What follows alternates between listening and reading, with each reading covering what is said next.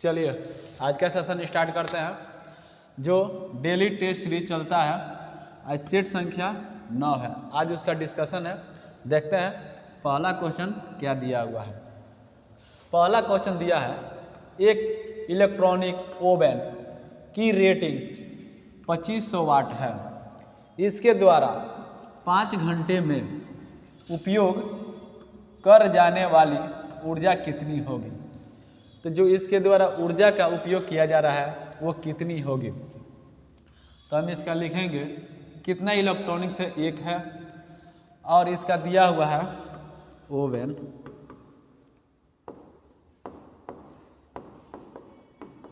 Oven द्वारा ऊर्जा का उपयोग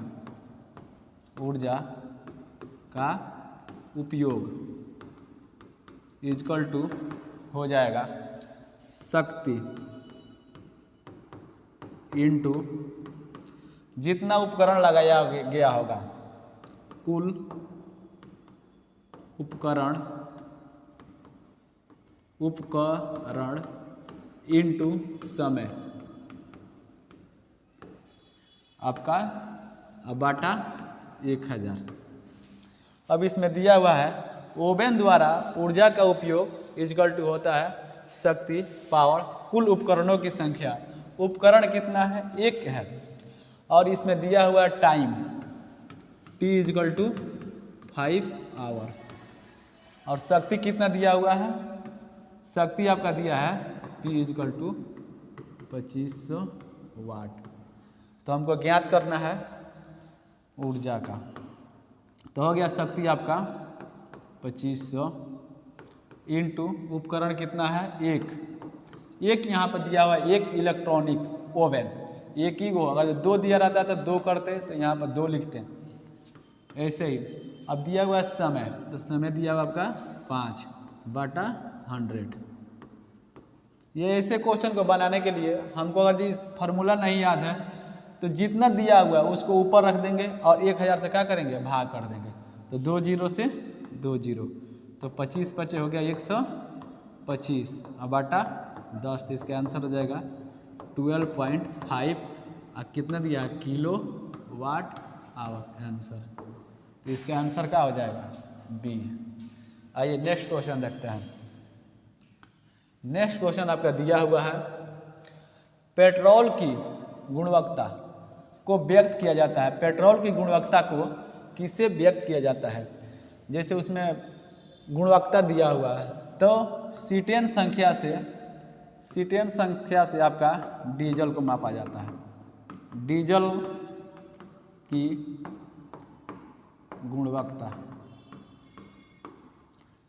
गुणवत्ता सीटेन संख्या से मापा जाता है। ऑक्टेन संख्या से पेट्रोल का मापा जाता है। तो इसमें दिया हुआ है पेट्रोल की गुणवत्ता किससे व्यक्त की जाती है, तो ऑक्टेन संख्या से पेट्रोल की गुणवत्ता को मापा जाता है। आइए नेक्स्ट क्वेश्चन देखते हैं। नेक्स्ट आपका न्यूमेरिकल है। दिया हुआ एक उत्तल लेंस से 1.5 मीटर की दूरी पर रखी वस्तु के लिए -3 का आवर्धन उत्पन्न करता है। तो प्रतिबिंब की दूरी सही चिन्ह के साथ ज्ञात करें। इसमें सही चिन्ह इसलिए दिया हुआ है कि इसमें माइनस और प्लस का क्या करना है, ध्यान रखना है। तो इसमें दिया हुआ है उत्तल लेंस से 1.5 मीटर की दूरी पर रखी वस्तु के लिए -3 का आवर्धन उत्पन्न करता है। तो प्रतिबिंब का दूरी जैसे क्या होता है, आवर्धन लेंस बराबर या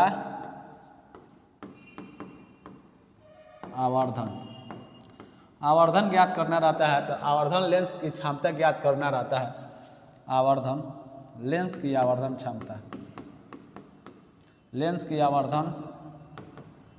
क्षमता, इसका होता है V/U। V क्या है, प्रतिबिंब की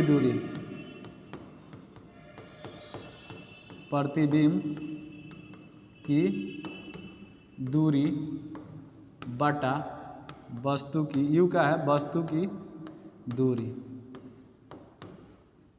वस्तु की दूरी या वस्तु की जो ऊंचाई होती है वही होता है। तो इसमें दिया है आपका आवर्धक, आवर्धन दिया हुआ आपका कितना, आवर्धन दिया -3। अब आपका इसमें देखना है दूरी दिया है, वस्तु की दूरी, यहाँ पर आपका दिया है दूरी कितना दिया है 1.5, वस्तु की दूरी दिया है, वस्तु की दूरी इक्वल टू 1.5 मीटर। तो इसमें आपका उत्तल लेंस का बात किया जाता है, तो उत्तल लेंस में होता है, उत्तल लेंस में यू का हो जाता है निगेटिव हो जाता है। उत्तल लेंस में वस्तु की दूरी ऋणात्मक होती है, वस्तु दूरी ऋणात्मक होती है, ऋणात्मक होती है। तो यहाँ पर क्या हो जाएगा माइनस हो जाएगा। अब आइए फार्मूला के हिसाब देखते हैं। आवर्धन कितना दिया हुआ है मेरा -3। हमको ज्ञात क्या करना है प्रतिबिंब की दूरी, प्रतिबिंब की दूरी क्या होता है वाट। तो प्रतिबिंब दूरी इक्वल टू हम मान लेंगे x। अब वस्तु का दूरी आपको दिया है यहाँ पे 1.5 मीटर। तो हम देखेंगे अभी इसको, अब ये हो जाएगा x इक्वल टू -3 इंटू 1.5, ये हो जाएगा कितना। अब इसको मल्टीप्लिकेशन करेंगे तो ये हो गया आपका कितना 1.5 इक्वल टू इसमें इंटू 4.15 मीटर आंसर। तो इसका क्या हो जाएगा आंसर बी। आइए नेक्स्ट क्वेश्चन देखते हैं। नेक्स्ट क्वेश्चन आपका दिया हुआ है पौधों में परिवहन, जो पौधों में परिवहन होता है कि कुछ विशेषताओं का उल्लेख नीचे किया गया है, कौन सी विकल्प गलत है। इसमें क्या करना है गलत करना है, विशेषता को दर्शाता है। जो ऑप्शन दिया हुआ है इसमें पौधों के परिवहन के कुछ विशेषताएं दिए गए हैं, इसमें देखना है कौन सा गलत है। इसमें होता है पहला दिया है जाइलम। तो जाइलम क्या करता है, जाइलम का काम है, जाइलम, जाइलम क्या करता है परिवहन करता है, परिवहन करता है किसका जल का, फ्लोएम, फ्लोएम, फ्लोएम परिवहन करता है, फूड का मतलब भोजन का। जाइलम, जाइलम का क्या कार्य है, जाइलम पौधों में जल का परिवहन करता है और फ्लोएम परिवहन करता है भोजन का। आइए देखते हैं, जाइलम जल का परिवहन करता है, सही है, और फ्लोएम भोजन का परिवहन करता है, फ्लोएम भोजन का परिवहन करता है। जल और भोजन दोनों गति द्विदिशीय होती है, नहीं एक दिशीय होती है, एक दिशीय होती है। यही आपका क्या है गलत है। और सी नंबर दिया हुआ है बहिकाएँ और वहिनिकाएँ मृत्य कोशिकाएँ की होती है। हाँ ये मृत्य कोशिकाएँ की होती है। चालनी नलिकाएँ जीवित होती है, जीवित कोशिकाएँ की होती है, ये सही है। डी नंबर दिया है जल की गति साधारण भौतिक बलों द्वारा होती है, भोजन की गति के लिए ऊर्जा की आवश्यकता होती है, यह भी सही है। लेकिन पौधों में जो दिया हुआ है जल और भोजन दोनों की गति दो दिशीय होती है, नहीं एक दिशीय होती है। तो ये आपका क्या है गलत है। यहाँ पर पूछा गया है कौन सा गलत है, तो आपका आंसर बी है जो गलत है। अब देखिए जाइलम हो गया, याद रखिएगा, ज से जल, ज से जाइलम, फ से फूड, फ से फ्लोएम, फ से फूड, फ से फ्लोएम। आइए नेक्स्ट क्वेश्चन देखते हैं। नेक्स्ट क्वेश्चन आपका दिया हुआ है प्रायोगिक टेबल से है। नीचे दिए गए कथनों पर विचार कीजिए, नीचे दिए गए कथनों पर विचार कीजिए, उत्तर का चयन कीजिए। अब पहला कथन दिया है आधुनिक आवर्त सारणी। आपका आधुनिक आवर्त सारणी, आइए थोड़ा आवर्त सारणी के बारे में देखते हैं। आधुनिक आवर्त सारणी। आधुनिक आवर्त सारणी का पिता मोसले को बोला जाता है। मोसले दिए थे। मोसले ने आधुनिक आवर्त सारणी को दिए थे। इन्होंने परमाणु संख्या के आधार पर परमाणु संख्या के आधार पर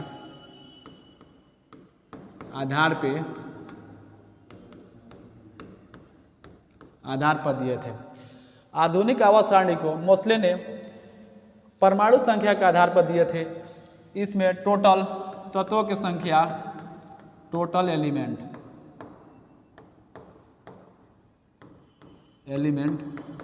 144 है। और इसमें टोटल आवर्त सारणी में आपको वर्गों की संख्या इसमें पूछा गया। देखिए इसमें दिया आधुनिक आवर्त सारणी में ऊर्ध्वाधर स्तंभ कितने हैं। ऊर्ध्वाधर स्तंभ इसमें 18 है। कौन सा? ऊर्ध्वाधर स्तंभ 18 है। अब ग्रुप इसमें दिया हुआ क्या चीज़? क्षैतिज पंक्ति 7 है। क्षैतिज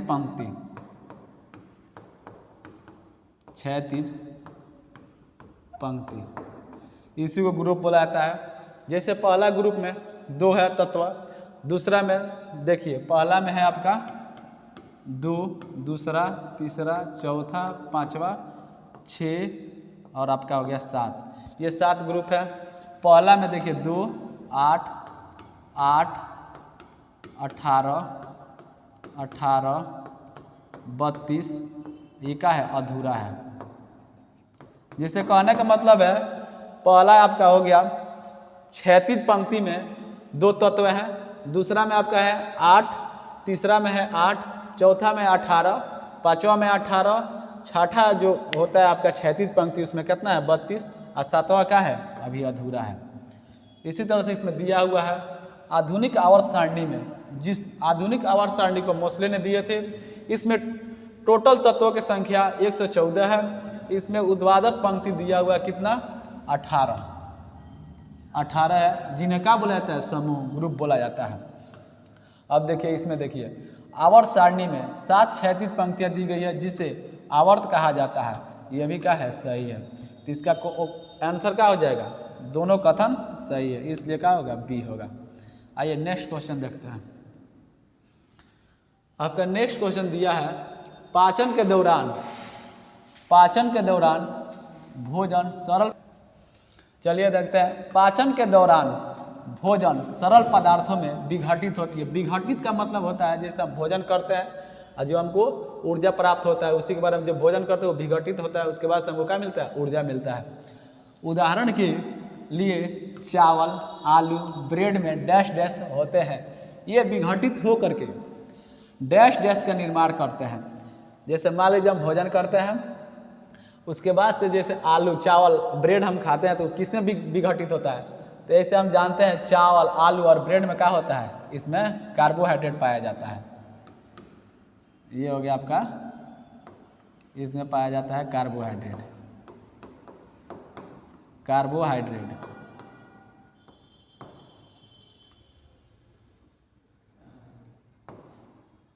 इसमें पाया जाता है कार्बोहाइड्रेट। चावल में ये हो गया कार्बोहाइड्रेट, इसमें भी कार्बोहाइड्रेट दिया है।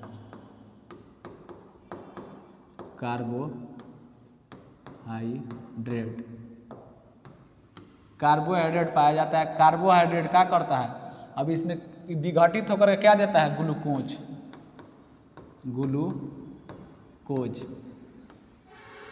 जैसे हम भोजन करते हैं, चावल विघटित होकर के हमको क्या देता है? उसी में जैसे कार्बोहाइड्रेट मिलता है, कार्बोहाइड्रेट से क्या बनता है? ग्लूकोज का निर्माण होता है। और इसमें दिया हुआ देखिए एमिनो अम्ल, ये प्रोटीन से बनता है, प्रोटीन से। तो हमको क्वेश्चन में पूछा हुआ है पाचन के दौरान, ये भी देखिए ये ऑप्शन फंसाने के लिए दिया है ग्लूकोज और कार्बोहाइड्रेट। तो कार्बोहाइड्रेट से, और देखिए आलू और ब्रेड खाएंगे तो हमको क्या मिलेगा? कार्बोहाइड्रेट। कार्बोहाइड्रेट से क्या बनेगा? ग्लूकोज। लेकिन हमको पहले क्या बनेगा, पहले हम खाएंगे तो कार्बोहाइड्रेट से क्या बनेगा, ग्लूकोज। यही ऑप्शन देखना है। इसमें देखिए दिया है कार्बोहाइड्रेट से एमिनो अम्ल बनता है किससे, प्रोटीन से। एमिनो अम्ल बनता है किससे, प्रोटीन से। एमिनो अम्ल बनता है प्रोटीन से। ये 5 फीट अंदर का क्वेश्चन है, अच्छा से समझिएगा। ये देखिए प्रोटीन और ग्लूकोज, तो ग्लूकोज प्रोटीन जो है वो क्या देता है, एमिनो अम्ल के निर्माण होता है। ग्लूकोज किससे निर्माण होता है, कार्बोहाइड्रेट से होता है। तो ये देखिए यहाँ पर दिया है कार्बोहाइड्रेट और ग्लूकोज में, तो कार्बोहाइड्रेट जो है उस किस में विघटित होकर देता है ऊर्जा, ग्लूकोज के रूप में। तो इसका आंसर हो जाएगा डी। देखिए ये सब अच्छा क्वेश्चन है। आप देखिए खुद ही कितना ऑप्शन में फंसाने के लिए दिया हुआ। पहले ही ऑप्शन दिया क्या चीज, ग्लूकोज से कार्बोहाइड्रेट जाना है, नहीं, कार्बोहाइड्रेट से विघटित हो किस में जाएगा, ग्लूकोज में। आइए नेक्स्ट क्वेश्चन देखते हैं। नेक्स्ट क्वेश्चन दिया है प्राकृतिक रबड़ निम्न में से एक बहुलक है। निम्न में से एक बहुलक है, किसका है, आइसोप्रीन का। ये प्राकृतिक बहुलक होता है किसका, प्राकृतिक रबड़ किसका होता है, आइसोप्रीन का। आइसोप्रीन का, ये आइसोप्रीन का होता है। आइए नेक्स्ट क्वेश्चन देखते हैं। नेक्स्ट क्वेश्चन दिया है, आइए नेक्स्ट क्वेश्चन दिया हुआ है, गहरे समुद्र के गोताखोरों निम्न में से किस गैस मिश्रण का उपयोग करते हैं। तो इसमें होता है गहरे समुद्र में गोताखोरों द्वारा किसका प्रयोग किया जाता है, इसमें किया जाता है हीलियम प्लस ऑक्सीजन का। हीलियम और ऑक्सीजन का गोताखोरों द्वारा प्रयोग किया जाता है गहरे समुद्रों में। तो इसका आंसर अभी हीलियम और ऑक्सीजन का मिश्रण दिया हुआ, तो ये क्वेश्चन सही है, ऑप्शन नंबर ए इसका सही है। आइए नेक्स्ट क्वेश्चन देखते हैं। नेक्स्ट क्वेश्चन दिया हुआ है, बहुत अच्छा क्वेश्चन है, देखते हैं। आइए, मोती का मुख्य अवयव है। जैसे मोती का मुख्य अवयव कौन सा है, इसी के बारे में पूछा जा रहा है। कैल्शियम कार्बोनेट और मैग्नीशियम कार्बोनेट। इसमें तो मोती में कैल्शियम कार्बोनेट तो होता ही है, लेकिन मैग्नीशियम कार्बोनेट दिया भी है आगे। अब देखिए इसमें दिया है एरागोनाइट और दिया है कोचियोलिन। अब आगे देखिए दिया है अमोनियम सल्फेट और सोडियम कार्बोनेट।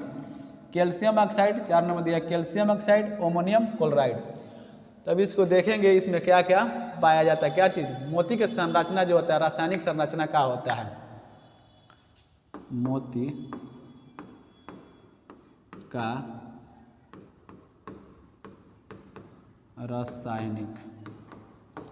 का रासायनिक संरचना क्या होता है। मोती के रासायनिक संरचना में जैसे इसमें पाया जाता है क्या चीज, कैल्शियम कार्बोनेट। इसमें पाया जाता है कैल्शियम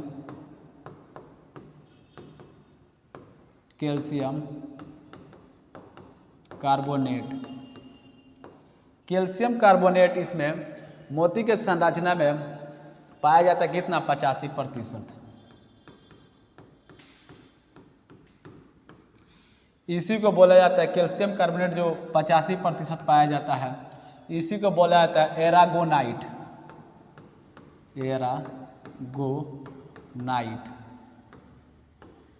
एरागोनाइट। अब दूसरा इसमें क्या पाया जाता है, इसमें पाया जाता है 2 से 4% जल। 2 से 4% जल। और आगे देखिए, आगे दिया हुआ है इसमें प्रोटीन का ही पाया जाता है, प्रोटीन भी पाया जाता है, उसको क्या बोला जाता है, और कितना प्रतिशत है, 0 से 10% इसमें पाया जाता है। क्या चीज़, प्रोटीन होता है। प्रोटीन को जो बोला जाता है, क्या चीज़ बोला जाता है, यही होता है कॉन्चियोलिन। अब आइए देखते हैं, क्वेश्चन को पढ़ते हैं और समझते हैं। मोती के मुख्य अवयव होते हैं, तो इसमें होता है एरिगोनाइट और कैंचियोलिन। तो इसका आंसर हो जाएगा चीज बी। ऐसे कैल्शियम कार्बोनेट का ही होता है, जैसे 85% पाया जाता है, लेकिन इसमें क्या पाया जाता है, एरिगोनाइट।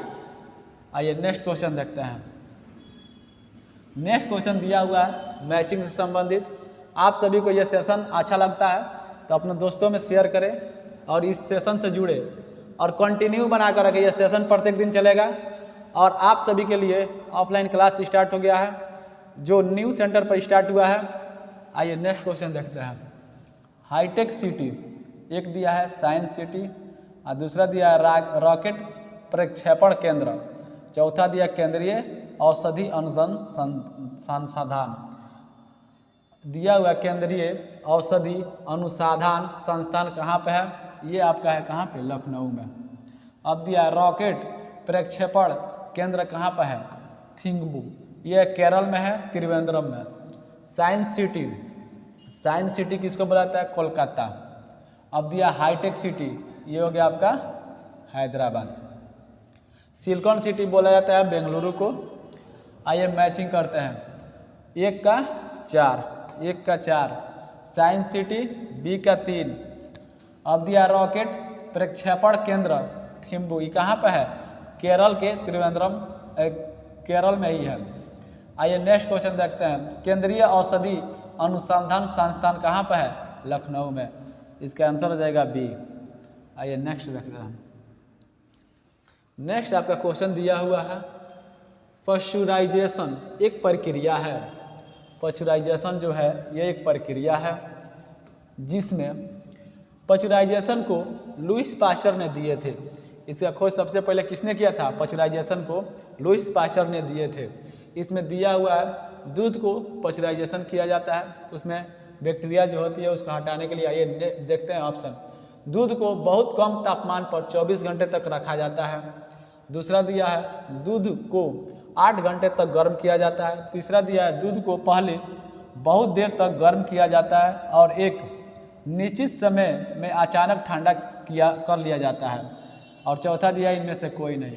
तो दूध को पहले बहुत देर तक गर्म किया जाता है और एक निश्चित समय में अचानक क्या किया जाता है? ठंडा कर लिया जाता है। यही हो जाएगा आंसर नंबर सी। आइए नेक्स्ट देखते हैं।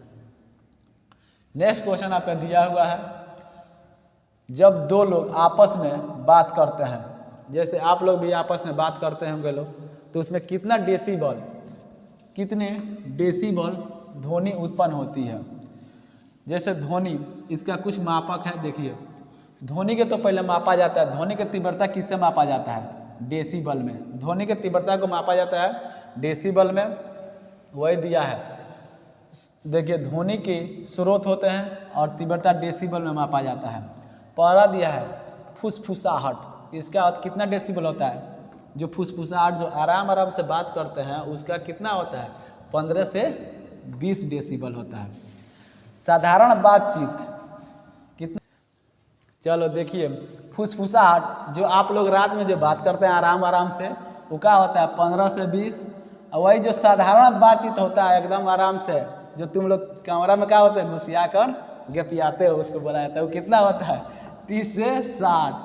और जब गुस्सा में तुम लोग क्या होते हो? आग बबूला हो जाते हो। तुम्हारा जो मैडम है उन पे उस कितना होता है? गुस्से में बातचीत होता है 70 से 80। और जब तुम ट्रक मोटरसाइकिल का सवारी करते हो, जो ऊँ करते हो, उसका कितना डेसीबल आता है? 90 से 75। यांत्रिक कारखाने में होता है 100 से 110। और ये देखो ये ऑर्केस्ट्रा, जो डीजे तुम लोग एकदम गनगनेले आजकल क्या चलता है, इसका होता है कितना? 110 से 120 डेसीबल। और जेट विमान, इसका होता है 140 से 150। वही इसमें पूछ रहा है जब दो लोग आपस में बात करते हैं तो कितने डेसीबल होता है।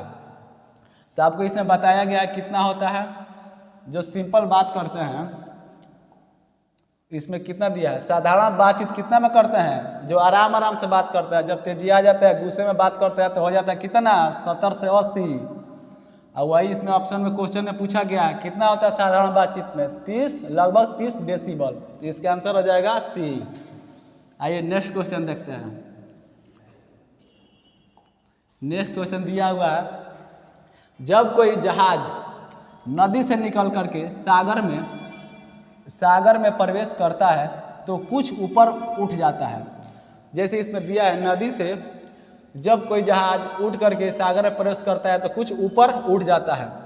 वही सागर का जल का घनत्व नदी के जल के घनत्व से क्या होता है, अधिक होता है। हाँ, ये भी सही है और ये भी सही है। तो इसमें दिया हुआ देखिए 1 नंबर दिया है, ए और आर दोनों सही है और आर ए का क्या करता है, सही व्याख्या करता है। ये आंसर हो जाएगा ए। आइए नेक्स्ट क्वेश्चन देखते हैं। नेक्स्ट क्वेश्चन आपका दिया है, पूर्ण सूर्य ग्रहण के दौरान सूर्य को सीधी देखने से आँख में अपरिवर्तनीय क्षति पहुंचती है। जैसे सूर्य ग्रहण के समय हम जो सूर्य ग्रहण को देखते हैं तो उसमें हमको सीधे देखने से आँख में अपरिवर्तनीय क्षति होती है। रेटिना का जलना सूर्य के किरणों के निम्न घटकों में से किस एक के कारण होता है। तो यही होता है किसके कारण, पराबैंगनीकरण, यूवी अल्ट्रावायलेट रे के कारण होता है। इसी को बोला जाता है सी नंबर, यही हुआ क्या चीज, अल्ट्रावायलेट प्रकाश। आइए नेक्स्ट क्वेश्चन देखते हैं। नेक्स्ट क्वेश्चन आपका दिया हुआ है, नेक्स्ट क्वेश्चन दिया, निम्न में से कौन सा प्राथमिक रंग नहीं है। प्राथमिक रंग किसको बोला जाता है, प्राथमिक रंग किसको बोला जाता है, प्राथमिक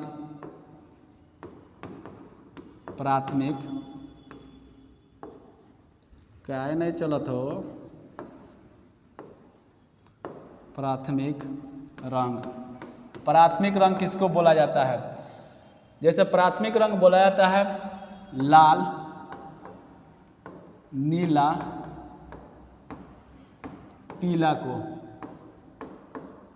प्राथमिक रंग लाल, नीला, पीला को बोला जाता है। लेकिन इसमें दिया हुआ क्या चीज़, काला। तो काला नहीं होगा प्राथमिक रंग, लाल होगा, पीला होगा, नीला होगा। आइए नेक्स्ट देखते हैं। नेक्स्ट क्वेश्चन दिया हुआ है, 40 डिग्री सेल्सियस का मान फ़ारेनहाइट में ज्ञात करना है। फ़ारेनहाइट स्केल में क्या करना है, ज्ञात करना है। फ़ारेनहाइट स्केल में क्या करना है, ज्ञात करना है। जो 40 डिग्री सेंटीग्रेड आपका दिया हुआ क्या चीज़ सेल्सियस में, तो इसको फ़ारेनहाइट में ज्ञात करना है। तो फ़ारेनहाइट इजकल टू होता है, इसमें एक शॉर्ट फार्मूला आपको बता देते हैं, इजकल टू C + 32। तो इसका हो जाएगा C का मान कितना दिया है, सेंटीग्रेड वाला, C से हो गया आपका सेंटीग्रेड। इसमें C का मान कितना दिया है, 40। तो यही होगा 9/5 इंटू आपका 40 + 32। तो ये हो गया 8 5 जा 40, 72 + 32 डिग्री। ये हो जाएगा 104 डिग्री फ़ारेनहाइट। तो इसमें 104 डिग्री कहाँ पर दिया है, ए नंबर। ऐसे ही सेशन से जुड़े और खटाखट ऑप्शन को उड़ाते चले जाएं। आइए नेक्स्ट क्वेश्चन देखते हैं।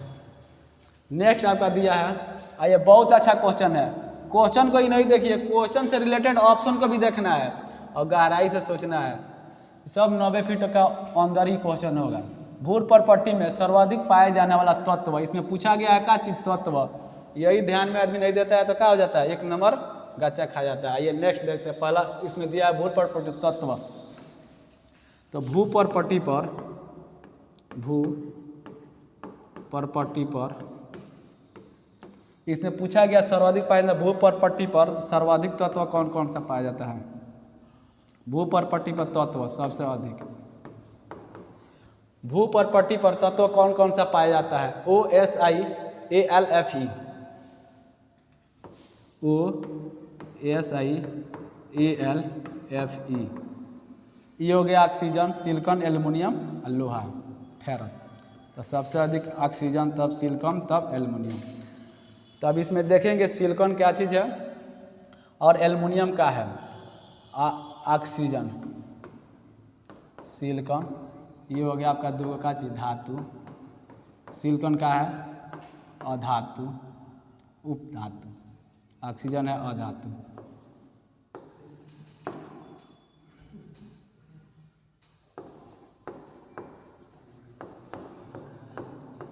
ये हो गया धातु, अधातु, उपधातु। और क्वेश्चन के अनुसार देखेंगे, भू पर पट्टी पर सर्वाधिक पाया जाने वाला तत्व, इसको याद रखेंगे, OSI AlFe, OSI AlFe, क्रम याद रखेंगे, OSI AlFe। ये हो गया भूपर पट्टी पर सर्वाधिक मात्रा पाया जाने वाला तत्व। भूपर पट्टी पर सर्वाधिक मात्रा पाया जाने वाला तत्व। तो हमको ये भी तो देखना होगा सर्वाधिक मात्रा में पाया जाने वाला धातु कौन सा होता है। ये तो हो गया तत्व। तो धातु आपका कौन सा पाया जाता है? एल्युमिनियम, फेरस, कैल्शियम और सोडियम। जैसे हो गया AlFe CaNa, हो गया आपका क्या चीज़? धातु के रूप में। इस तत्व में क्या हो जाएगा? हो जाएगा ऑक्सीजन। आइए नेक्स्ट क्वेश्चन देखते हैं। नेक्स्ट क्वेश्चन दिया है निम्नलिखित लौह अयस्क को, जो लोहा का अयस्क दिया हुआ है, ये सबका है हेमेटाइट, मैग्नेटाइट, सीडेराइट, लेमोनाइट का है, लोहा का अयस्क है। में से बेलाडीला एक जगह का नाम है। बेलाडीला एक जगह का नाम है। ये छत्तीसगढ़ के दंतेवाड़ा जिला में पड़ता है। ये छत्तीसगढ़ का दंतेवाड़ा जिला में पड़ता है। इसमें कौन सा जो लोहा का अयस्क है वो पाया जाता है? ये कहाँ पे है? छत्तीसगढ़ में। छत्तीसगढ़ में, ये छत्तीसगढ़ में पाया जाता है। कहाँ पे? इसका एक जिला है दंतेवाड़ा। दंतेवाड़ा जिला है, छत्तीसगढ़ का क्या है? जिला है। यहाँ पर पाया जाता है कौन सा? हेमेटाइट। हेमेटाइट पाया जाता है। बेलाडीला में पूछा जाता है क्वेश्चन आपका, बेलाडीला जो खान है उसमें किस लौह अयस्क पाया जाता है? तो ये हो जाएगा चीज हेमेटाइट। आइए नेक्स्ट क्वेश्चन देखते हैं। नेक्स्ट क्वेश्चन दिया हुआ है निम्न में से कौन सा पाचक एंजाइम लार में पाया जाता है? कौन सा पाचक एंजाइम लार में पाया जाता है? तो ये होता है एमाइलेज। एमाइलेज जो होता है वो लार एंजाइम में पाया जाता है। क्या चीज? एमाइलेज। एमाइलेज जो होता है वो लार में पाया जाता है। आइए नेक्स्ट क्वेश्चन देखते हैं। नेक्स्ट क्वेश्चन दिया है पराबैंगनी विकिरणों में उपस्थिति में सिल्वर क्लोराइड सिल्वर और क्लोरीन गैस में बदल जाता है। यह एक उदाहरण है। अब इसमें ऑप्शन दिया है द्विविस्थापन अभिक्रिया। द्विविस्थापन अभिक्रिया वो होता है जिसको 2 बार आयनों का विस्थापन होता है। 2 बार आयनों का विस्थापन। 2 बार आयनों का विस्थापन होता है। अब रिडक्स उसके बाद दिया ऊष्मीय अपघटन अभिक्रिया। जो उसमें के कारण अपघटन होता है अभिक्रिया को ऊष्मीय अपघटन अभिक्रिया बोला जाता है। रेडक्स अभिक्रिया। रिडक्स अभिक्रिया उसको बोला जाता है जिसमें उपचयन और अपचयन की दोनों एक साथ होती है। उपचयन और अपचयन का होता है? दोनों एक साथ अभिक्रिया होती है। और इसमें दिया प्रकाश अपघटीय अपघटन अभिक्रिया। प्रकाश अपघटीय अपघटन अभिक्रिया। तो इसमें दिया हुआ पराबैंगनी विकिरण में उपस्थित सिल्वर क्लोराइड और सिल्वर और क्लोरीन गैस के में बदल जाता है। यह डैश डैश का उदाहरण होता है। तो सिल्वर क्लोराइड इसमें दिया 2AgCl। किसके उपस्थिति में? यूवी रे के, अल्ट्रा वायलेट रे के कारण या पराबैंगनीकरण किसमें हो जाएगा? 2Ag+Cl2 के रूप में। तो यही होगा प्रकाश अपघटन या अपघट्य अभिक्रिया के कारण। तो इसका आंसर क्या हो जाएगा? डी हो जाएगा। आइए नेक्स्ट क्वेश्चन देखते हैं। नेक्स्ट साइंस का भी इतना ही क्वेश्चन था।